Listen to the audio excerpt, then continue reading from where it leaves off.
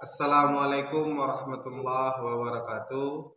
Yang terhormat Bapak dosen, yang terhormat Ibu Bapak yang berada di MPIB, izinkan kami untuk menjelaskan materi yang berjudul konsep dasar kurikulum. Izinkan kami memperkenalkan diri, saya Jumadil Ranto Mulia dan teman saya Bermawi Nasution. Pengertian kurikulum. Secara etimologis, istilah kurikulum berasal dari bahasa Yunani, yaitu kurir yang artinya pelari. Pada awalnya, istilah kurikulum berasal dari dunia olahraga, terutama dalam bidang atletik pada zaman Romawi kuno di Yunani. Dalam bahasa Latin, kurikulum berasal dari kata curere yang berarti berlari. Sebagai suatu pengalaman hidup, Mars tahun 2009 halaman 3. Dalam bahasa Perancis, istilah kurikulum berasal dari bahasa kurir yang berarti berlari. Turan. Secara terminologis, istilah kurikulum dalam pendidikan adalah sejumlah mata pelajaran yang harus ditempuh atau diselesaikan peserta didik di sekolah untuk memperoleh ijazah. Arifin tahun 2011 halaman 3. Sering dengan perkembangan ilmu pengetahuan dan teknologi, perubahan tuntutan masyarakat, perkembangan seni budaya, peledakan informasi dan penduduk mengakibatkan tugas dan tanggung jawab sekolah semakin kompleks. Hal ini juga berdampak terhadap perubahan pengertian kurikulum secara luas. Terdapat banyak definisi kurikulum yang berada antara satu dengan yang lainnya. Hal ini dapat dipahami karena dasar filsafat yang dianut oleh penulis berbeda-beda. Meskipun demikian, terdapat kesamaan dari definisi-definisi tersebut yang berupa satu fungsi kurikulum. Kurikulum adalah alat untuk mencapai tujuan pendidikan. Dakir tahun 2010 halaman 1. Ornstein dan Hunkins memberikan 5 pokok pengertian kurikulum. Kelima pokok pengertian kurikulum tersebut meliputi: pertama, kurikulum dapat didefinisikan sebagai sebuah rencana yang disusun untuk mencapai tujuan. Kedua, definisi secara luas kurikulum berhubungan dengan pengalaman belajar peserta didik. Ketiga, kurikulum adalah sebuah sistem yang berhubungan dengan orang banyak. Keempat, kurikulum dapat didefinisikan sebagai sebuah rencana yang disusun untuk mencapai tujuan. Kedua, definisi secara luas kurikulum berhubungan dengan pengalaman belajar peserta didik. Ketiga, kurikulum adalah sebuah sistem yang berhubungan dengan orang banyak. Keempat, kurikulum dapat didefinisikan sebagai suatu bidang studi yang terdiri dari dasar, bidang ilmu pengetahuan, penelitian, teori, prinsip, dan ahli-ahli di dalamnya. Kelima, kurikulum didefinisikan sebagai dengan istilah mata pelajaran matematika, IPA, bahasa Inggris, sejarah, dan lain-lain. Atau materi bagaimana cara yang ditempuh untuk mengorganisasi dengan mengasimilasi informasi. Tahun 2009 halaman 10 dan 11.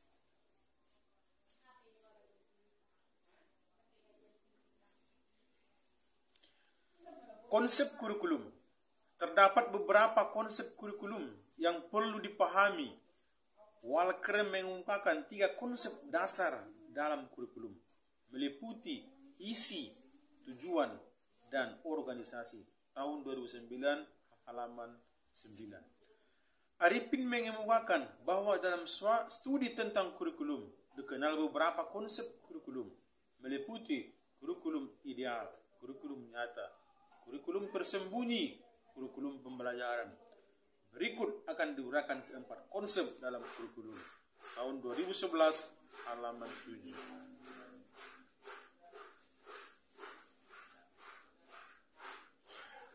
Kurikulum ideal. Ideal kurikulum yaitu kurikulum yang berisi sesuatu yang baik, yang diharapkan atau dicita-citakan, sebagaimana dimuat dalam buku kurikulum. Kurikulum nyata, real kurikulum or actual kurikulum, yaitu kegiatan-kegiatan nyata yang dilakukan dalam proses pembelajaran atau yang menjadi kenyataan dari kurikulum yang direncanakan, sebagaimana dimuat dalam buku kurikulum. Kurikulum aktual ini seyogianya sama dengan kurikulum ideal atau sekurang-kurangnya mendekati kurikulum ideal, meskipun tidak mungkin sama dengan kenyataannya. Kurikulum tersembunyi, hidden kurikulum, yaitu segala sesuatu yang meliputi kurikulum ideal, kurikulum nyata, kurikulum tersembunyi, kurikulum pembelajaran. Berikut akan diuraikan keempat konsep dalam kurikulum tahun 2011 halaman 7.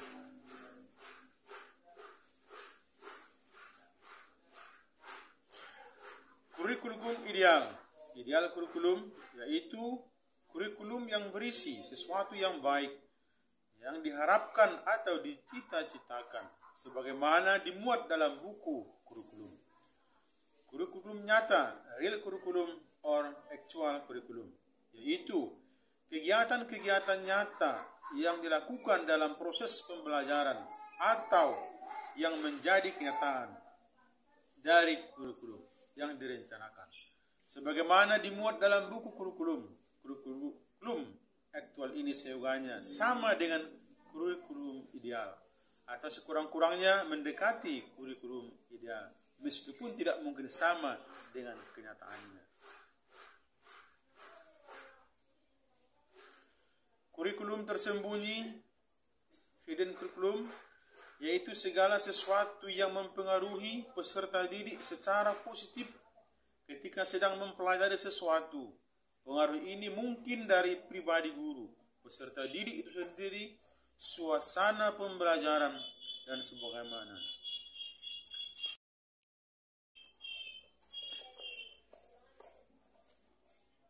Kurikulum tersembunyi terjadi ketika berlangsung kurikulum ideal atau kurikulum nyata. Kurikulum tersembunyi sangat kompleks, sukar diketahui, dan sukar dinilai. Gordon, orang pertama yang memperkenalkan istilah hidden kurikulum, berpendapat bahwa sikap sebaiknya diajarkan di lingkungan pendidikan formal keluarga melalui hidden kurikulum, kurikulum dalam pembelajaran, kurikulum and instruction, yaitu dua istilah yang berbeda tetapi tidak dapat dipisahkan satu sama lain. Perbedaannya hanya terletak pada tingkatnya. Kurikulum menunjukkan pada suatu program yang bersifat umum untuk jangka lama dan tidak dapat dicapai dalam waktu seketika. Sedangkan pembelajaran bersifat realitas atau nyata, bersifat khusus dan harus dicapai saat itu juga. Pembelajaran adalah implementasi kurikulum secara nyata dan bertahap yang menuntut peran aktif peserta didik.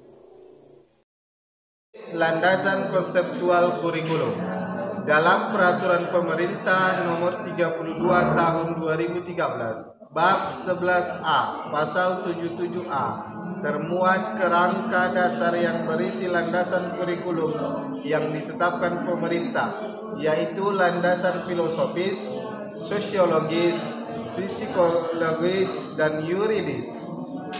Dalam standar nasional pendidikan, yaitu 1. Landasan filosofis, landasan sosiologis, landasan psikologis, yang terakhir landasan yuridis.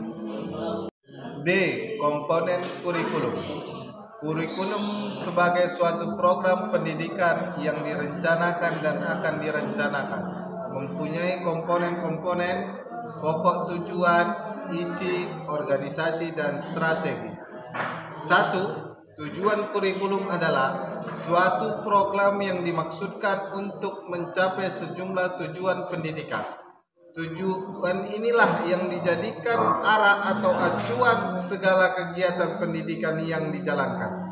Berhasil atau tidaknya program pengajaran di sekolah dapat diukur dari seberapa jauh dan banyak pencapaian tujuan-tujuan tersebut.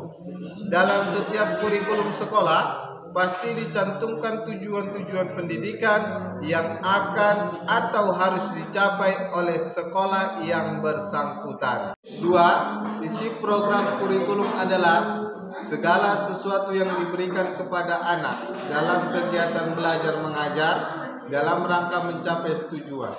Isi kurikulum meliputi jenis-jenis bidang studi yang diajarkan dan isi program masing-masing bidang studi.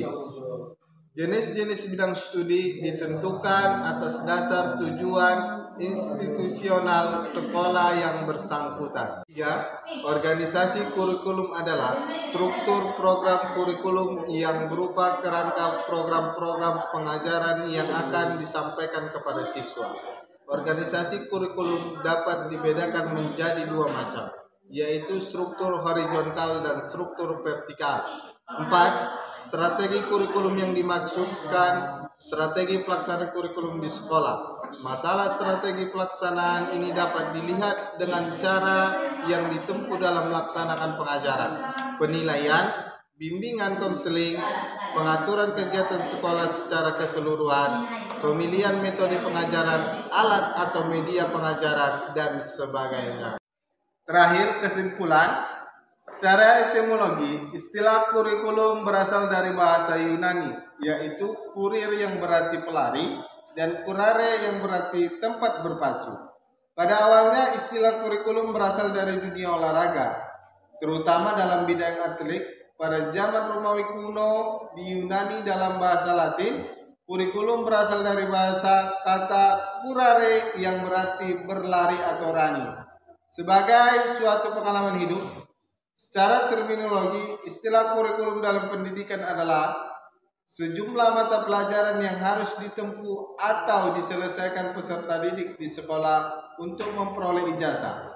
Kurikulum sebagai suatu program pendidikan yang direncanakan dan akan direncanakan mempunyai komponen-komponen pokok tujuan, isi organisasi, dan strategi. Kurikulum memiliki karakteristik atau konsepnya tersendiri, yaitu konsep kurikulum ideal, konsep kurikulum nyata, kurikulum tersembunyi, dan kurikulum dan pembelajaran.